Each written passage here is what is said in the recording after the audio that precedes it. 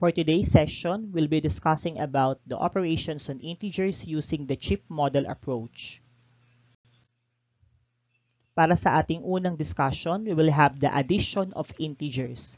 Sa pag-a-add ng integers gamit ang chip model approach, gagamit tayo ng yellow chip para sa positive integer, red chip para sa negative integer, and then pares ng yellow at red chip para sa zero pair.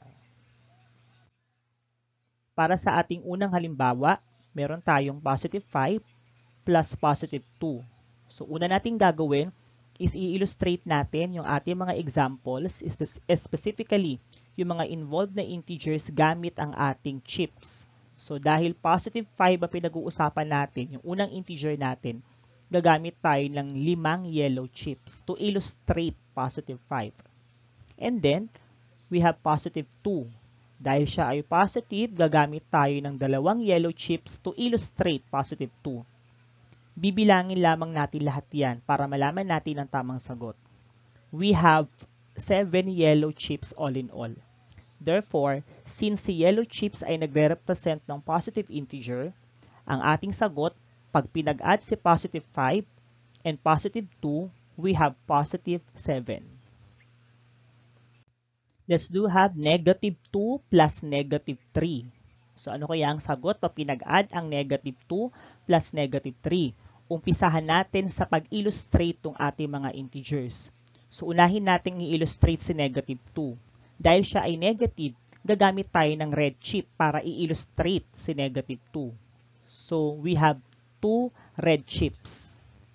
Ia-add daw natin siya kay negative 3. Dahil negative din si 3, gagamit tayo ng red chips to illustrate negative 3. So we have 3 red chips. Pagsamahin lamang natin lahat dahil addition ang pinag-uusapan natin. Therefore, negative 2 plus negative 3 is equal to negative 5. Okay, let's do have negative 6 plus positive 4. Ayan, magkaiba na ang sign nila. Negative 6, i-add kay positive 4. Una nating gagawin is i-drawing si negative 6. So, dahil siya ay negative, gagamit tayo ng 6 na red chips to illustrate negative 6. And then, si positive 4 naman. Dahil siya ay positive, gagamit tayo ng 4 na yellow chips.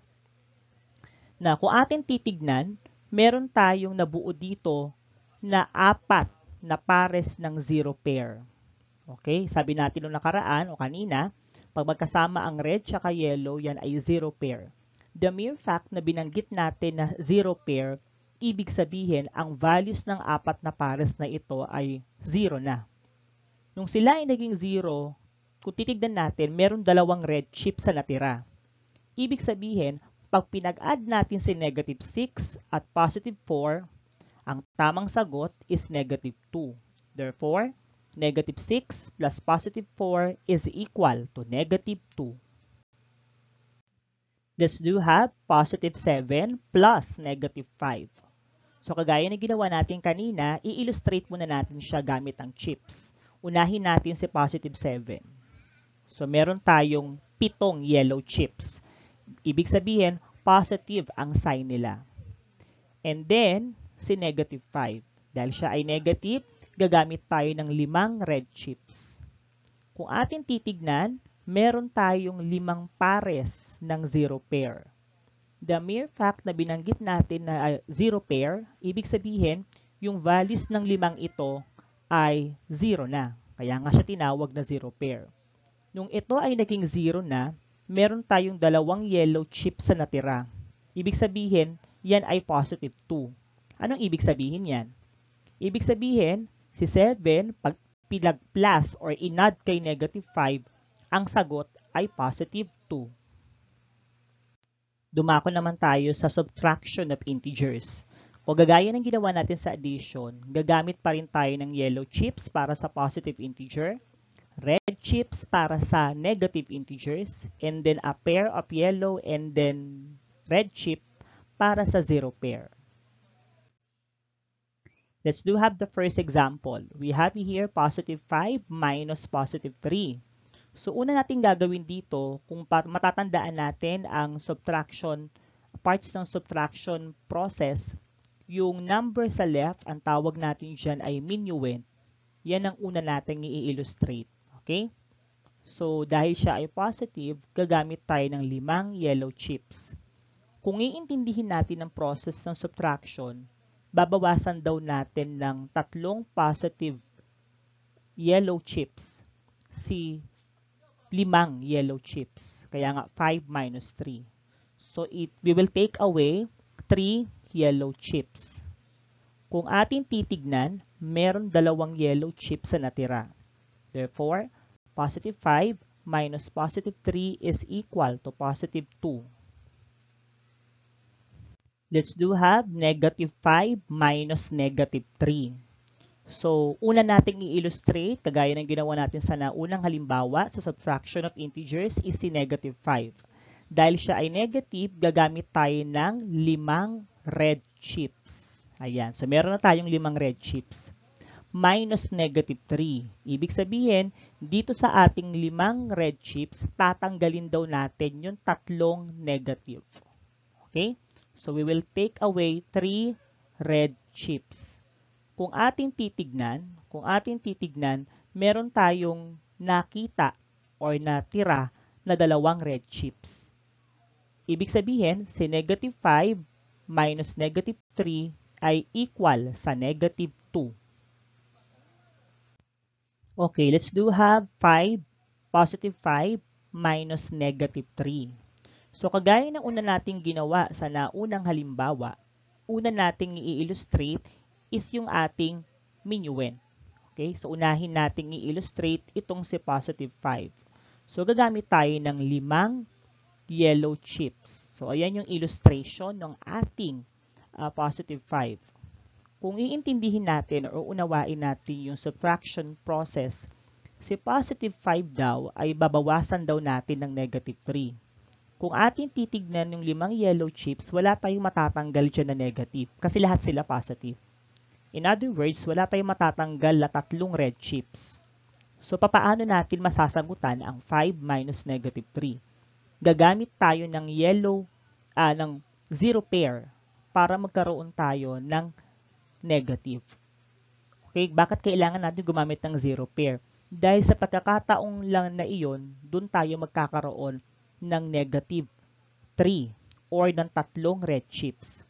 Dahil ang pinag-uusapan natin ay negative 3 at wala tayong matatanggal na negative 3 mula kay positive 5, gagamit tayo ng 3 pares ng 0 pair. Unang pares, kalawang pares, at ikatlong pares. Now, nung ating nagamit yung 0 pair, meron na tayong nakikitang 3 red chips. Pwede na natin siya ngayon tanggalin. Tanggalin natin yung 3 red chips. So, meron na tayong negative 3 na natanggal sa system. Nung ating natanggal itong 3 negative, bilangin ngayon natin yung natira. So, 1, 2, 3, 4, 5, 6, 7, 8. Ibig sabihin, ang 5 minus negative 3 ay equal sa positive 8. Let us do have negative 7 minus positive 5. Again, let's do have negative 7 minus positive 5. So, kagaya ng una nating ginawa sa naunang halimbawa, i-illustrate natin ang ating minuend gamit ang ating chips. So, specifically, red chips. So, meron tayong 7 red chips. Ayan, 7 na yan. Ngayon, minus positive 5. Kung i-relate natin siya dito sa ating mga red chips, babawasan daw natin siya ng positive 5, 5 yellow chips. So, obviously, wala tayong matatanggal dyan na 5 positive or 5 yellow chips. So, dahil wala tayong matatanggal na 5 yellow chips ito sa ating system, gagamit tayo ng 0 pair. Okay, gagamit tayo ng 0 pair para magkapag-produce tayo ng yellow chips or positive integers.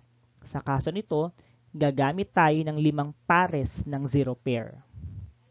Unang pair ng 0 pair, second pair ng 0 pair, ikatlong pares ng 0 pair, ika-4 na pares ng 0 pair, and yung last pair ng 0 pair. Kung ating titignan, meron na tayong nakikita na positive integers, specifically 5 yellow chips. Tatanggalin natin sila ngayon sa system. Nung ating tinanggal yung 5 yellow chips, which represents positive 5, bilangin natin ngayon yung natira.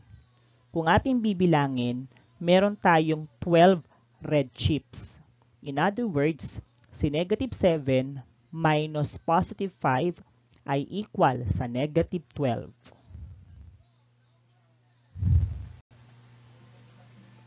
Let's do have the last example para sa subtraction of integers. We have positive 3 minus positive 5. Positive 3 minus positive 5. Sa kaso nito, meron na tayong 3 yellow chips for positive 3. Kung ating uunawain yung proseso, si positive 3 daw ay babawasan daw natin ang 5 yellow chips. Kaya nga 3 minus positive 5. Positive 3 minus positive 5. Kung ating titignan, meron lang tayong 3 yellow chips. So, kulang pa tayo. So, dahil wala tayong matatanggal na positive 5 mula kay positive 3, gagamit ulit tayo ng 0 pair para mapunan yung kulang natin. So, unang pares ng 0 pair, ikalawang pares ng 0 pair, ikatlong pair ng 0 pair, fourth 0 pair, and then the fifth 0 pair. Ang gagawin natin dito, tatanggalin na natin ngayon yung 5 yellow chips. So, tanggalin natin yung 5 yellow chips, which represents positive 5. Now, bilangin ngayon natin yung natira. Pero bago natin siya bilangin, kung ating titignan, meron tayong nakikitang 3 pares ng 0 pair. Ayan. Dahil meron tayong 3 pares ng 0 pair, automatically 0 na yan. Ngayon, ang natitira na lamang ay 2 red chips. Ito yon. The mere fact na meron tayong 2 red chips na natitira, ibig sabihin, ang positive 3 minus positive 5 ay equal sa negative 2. Dumako naman tayo ngayon sa multiplication of integers. Sa pag-multiply ng integers, 2 klase lamang ng chips ang gagamitin natin. Yung yellow chip para sa positive integer, and then yung red chip para sa negative integer. Sa pag-multiply, we have positive 3 times positive 2. Ang ibig sabihin yan, pag gumagamit tayo ng chips later on, ay 3 groups of positive 2. 3 grupo ng positive 2. Ang una natin titignan, ang ating point of preference lagi is yung number dito sa left side. 3 groups of positive 2. Okay? Always bear in mind, pag nag-discuss tayo mamaya ng example pertaining to multiplication of integers, yung negative, pag negative yun nandun sa left, automatically opposite yun. So later on, malalaman natin ano ba yung gamit yung negative na yan, na means opposite. Let's do have positive 2 times positive 3. Okay, kung i-relate natin siya doon sa nauna nating slide about multiplication of integers, ibig sabihin yan, 2 groups of positive 3. 2 grupo na naglalaman ng positive 3. So, una nating gagawa ako ng 2 box. Ayan, gawa tayo ng 2 box. Yan yung 2 grupo. Bawat group lalagyan or lalamnan natin ng positive 3. So, 3 yellow chips yon. Yung second group, 3 yellow chips din. So, ika-count lang natin lahat yan. So, 1, 2, 3, 4, 5, 6. Therefore, si positive 2 times positive 3 ay equal sa positive 6. Let's do have positive 3 times negative 2. So, again, ang ibig sabihin yan, 3 groups of negative 2. 3 grupo ng negative 2. So, una nating gagawa tayo ng 3 box. So, which represents the 3 groups. So, bawat grupo, lalagyan natin ngayon ng negative 2. So, dalawang red chips yon. Dalawang red chips on the first group, dalawang red chips on the second group, and then dalawang red chips para sa third group. Kasi nga, ang sinabi doon, 3 groups of negative 2. Tatlong grupo ng negative 2. Bilangin lang natin lahat. So, 1, 2, 3, 4, 5, 6. Dahil meron tayong 6 na red chips, ibig sabihin, ang positive 3 times negative 2 ay equal sa negative 6. Let's do have negative 2 times positive 3. Kanina, ang mga yung negative integers natin ay nandun sa right side. Paano pag nasa left side siya? So, paano natin siya isosolve? So, in relation dun sa ating multiplication of integers using chip model approach, ang basa na po dito ay the opposite of 2 groups of positive 3. Ang kabaliktaran ng dalawang grupo ng positive 3. Okay? Una nating gagawa tayo ng dalawang grupo or dalawang box. Now, balikan ulit natin yung ginawa natin kanina, yung unang statement natin. The opposite of 2 groups of positive 3. The opposite ng dalawang grupo ng positive 3. So, kabaliktaran ng dalawang grupo ng positive 3. So, kabaliktaran daw ng positive 3. So, instead of 3 yellow chips per box ang gagamitin natin, gagamit tayo ng 3 red chips bawat box. Kasi nga, ang sinabi dito, kabaliktaran or opposite ng dalawang grupo ng positive 3. Let us all count them. So, 1, 2, 3, 4, 5, 6. Meron tayong 6 na red chips. Therefore, negative 2 multiplied to positive 3 is equal to negative 6. Let's do have negative 3 times negative 2. So, dahil negative na yung nasa left side natin, ang basa na dito is the opposite of 3 groups of negative 2. Ang kabaliktaran ng 3 grupo ng negative 2. So, una natin gagawin, dahil nabanggit yung 3 groups, gagamit tayo ng 3 box. Now, kung babalikan natin yung ating statement, the opposite of 3 groups of negative 2. Ang kabaliktaran ng 3 grupo ng negative 2. So, instead of using negative 2 or dalawang red chips per box, gagamit tayo ngayon ng 2 yellow chips bawat box. Bakit? Kasi nga, sinabi sa ating statement, the opposite, ang kabaliktaran ng 3 grupo ng negative 2. Ang opposite or kabaliktaran ng 3 grupo ng negative 2 ay 3 grupo ng positive 2. Therefore, pag binilang natin lahat ito, lumalabas ang negative 3 times negative 2 ay equal sa positive 6.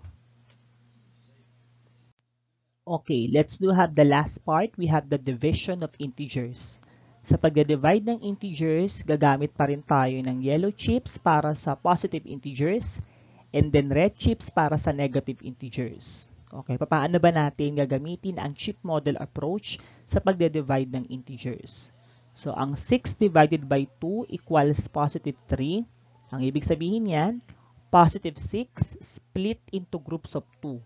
So, yung positive 6 daw, gagawa daw tayo ng groups of 2 doon sa positive 6. So, makakabuo tayo ng 3 groups doon. And then, ang 6 divided by negative 2 is equal to negative 3. Ang ibig sabihin yan, positive 6 split into opposite groups of 2.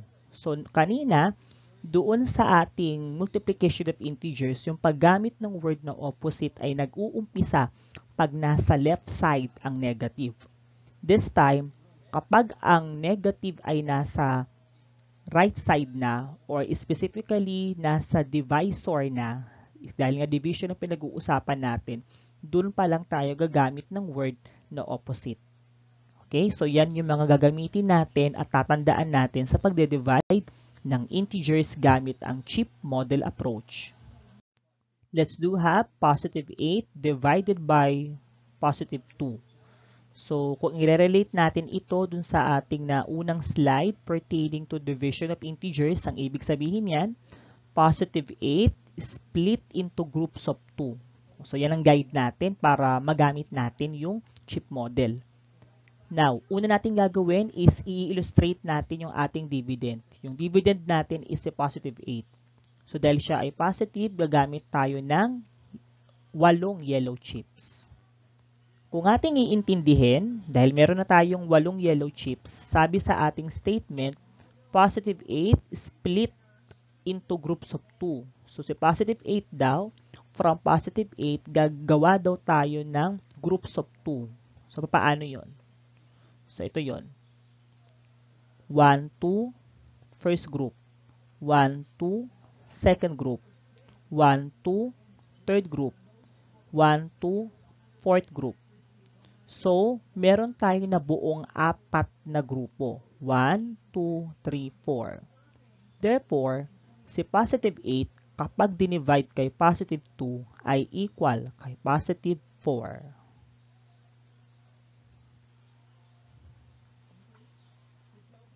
Let's do have negative 8 divided by positive 2.